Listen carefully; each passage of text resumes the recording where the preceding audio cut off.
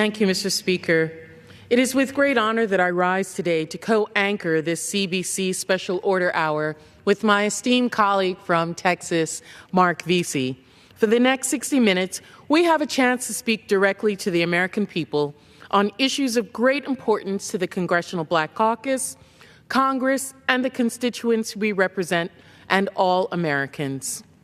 This evening, the Chair of the Congressional Black Caucus, my friend and colleague, the Honorable Cedric Richmond, we would like to thank him for his continued leadership of the caucus and on issues impacting Black America and other minority communities across this great nation.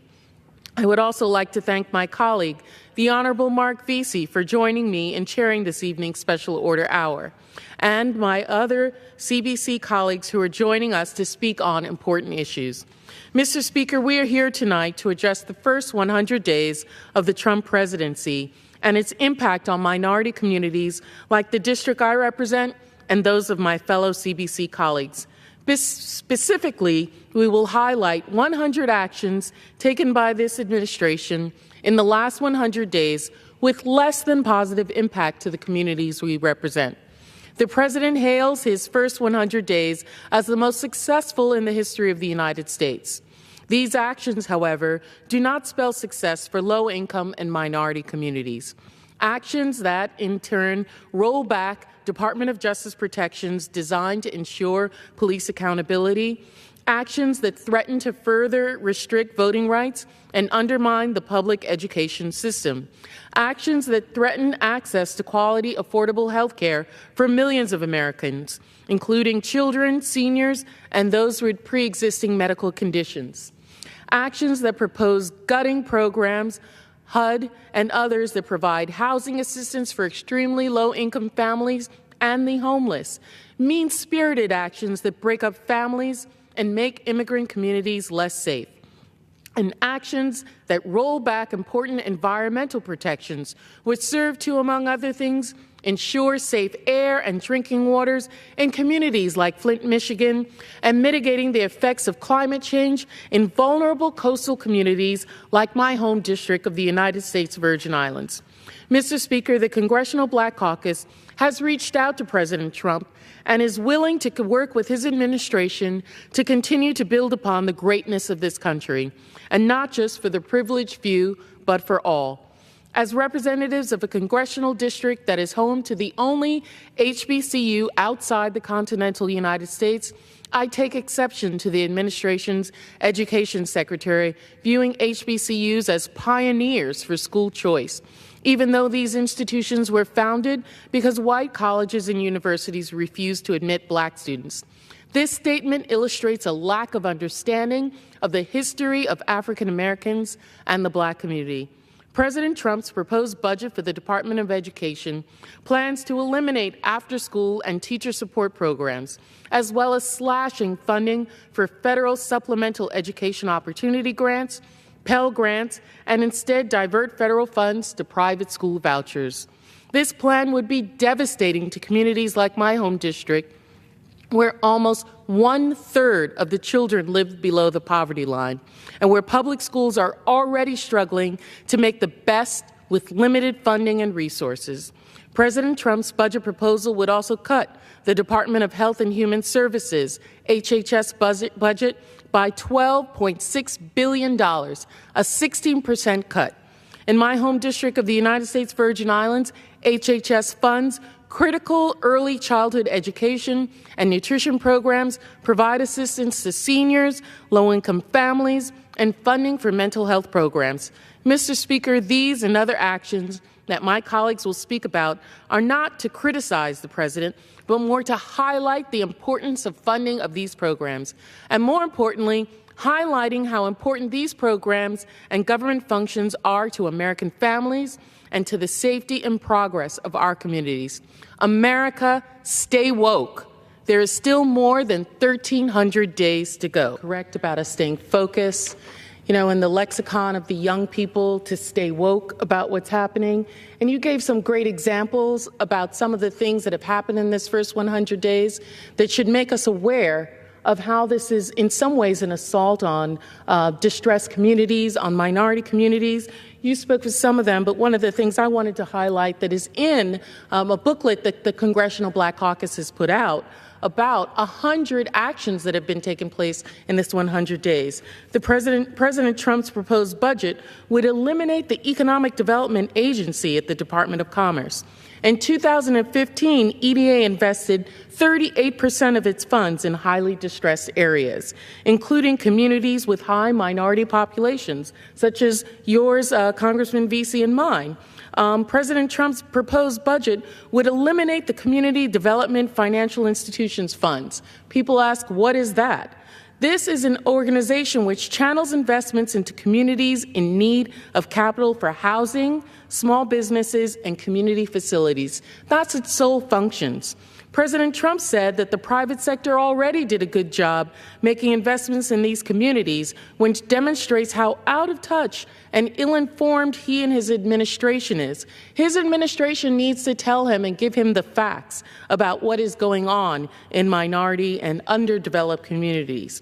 And as we'll hear from our colleagues, there are areas in which environmental protection and climate change, social justice for environmental justice need to take place. President Trump's proposed budget would cut environmental protection agencies, environmental justice programs that work to ensure the fair treatment and meaningful involvement of all people, regardless of race, color, and national origin or income, with respect to the development, implementation, and enforcement of environmental laws, regulations, and policies. Simply cut it out of place. The proposed budget would cut National Oceanic and Atmospheric Administration, NOAA's coastal programs, which will affect populations, including minorities, living along the Gulf Coast and other coastal areas. Particularly in the Virgin Islands, we know that climate change is real. We feel it, we see it in how we operate and in how our environment is changing, whether it be mosquitoes and Zika, before that chikungunya and dengue. We know that the effects of climate change are impacting our health and impacting the livelihoods of our environment. The Congressional Black Caucus supports policies that ensure that all Americans also have access to clean and healthy environments.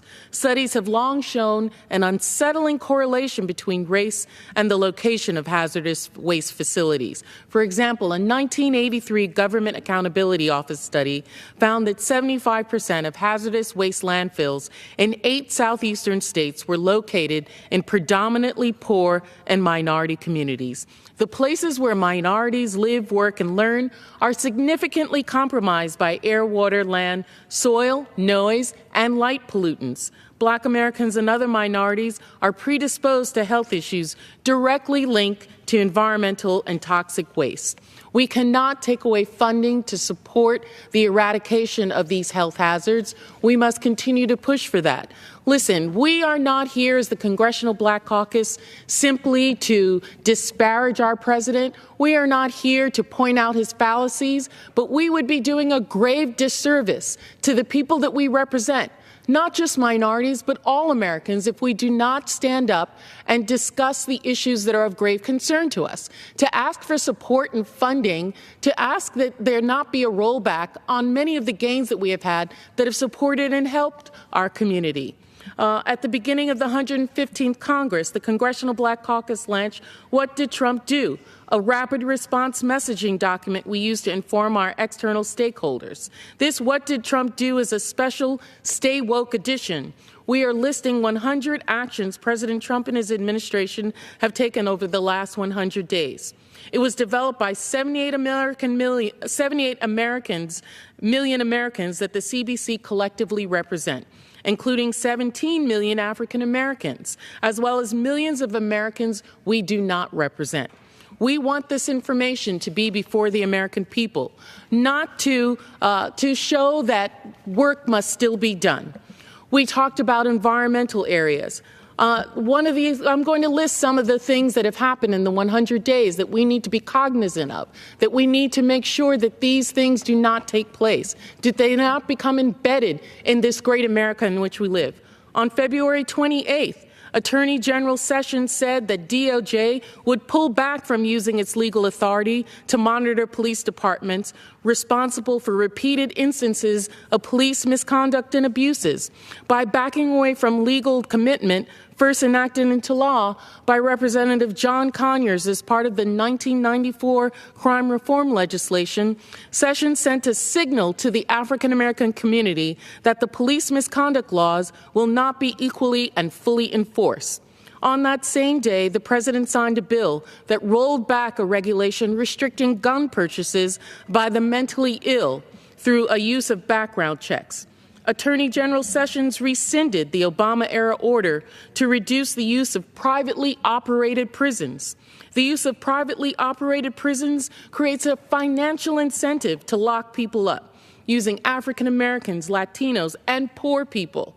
In addition, in comparison to the government-operated prisons, privately operated prisons are less safe and secure for both staff and inmates, don't provide the same level of rehabilitative services like educational programs and job trainings, which increase the likelihood that those who are released from prison will return to a life of crime.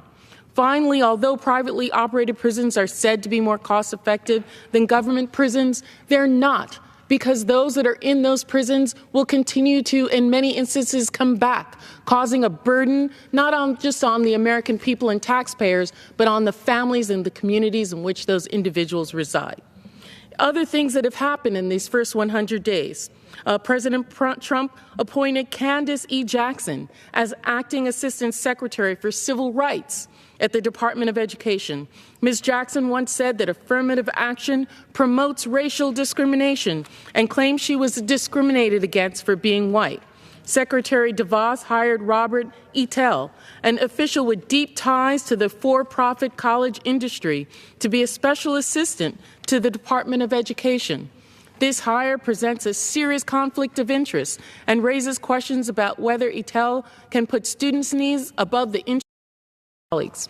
President Trump's proposed budget for the Department of Education hurts low-income students from PK through college by undermining public education through the elimination of after-school and teacher support programs and diverting federal funds to private school vouchers, eliminating support for college students, gutting federal work study, and slashing critical funding for federal supplemental education support opportunity grants and Pell grants. All of these cuts would have severe consequences for our nation's students, not just African Americans, but Latinos, students in large urban areas, no after-school programs, no support for teachers. What will our children do? What will those families do that need those children and that support? On March 9th, EPA Administrator Pruitt said that he did not think that the carbon monoxide was the primary driver of global warming, even though that's the public position of EPA, NOAA, and NASA. We could go on and on. We have a document with over 100 actions that have been taken in the last 100 days. In housing and home ownership, President Trump's proposed budget would cut the Department of Housing and Urban Development budget by $6 billion. HUD is responsible providing housing assistance to extremely low-income families and homeless, and reinvesting in American cities and counties.